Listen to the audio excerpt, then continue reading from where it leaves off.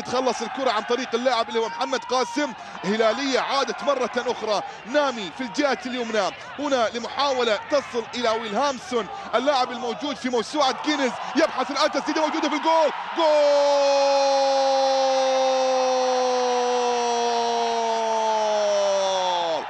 يا ويلي من الهلال في عودة ويلي، يا ويلي من الهلال في عودة ويلي. هدفين في ربع ساعة. ويلهامسون همسة في الشباك، غمزة تهز الشباك هنا في استاد راشد في مدينة دبي. لكن شوف الأمور من تياغو نيفيز، مرتين بلمستين بهدفين. شوف ويلي، من يقول ويلي مو بمؤثر؟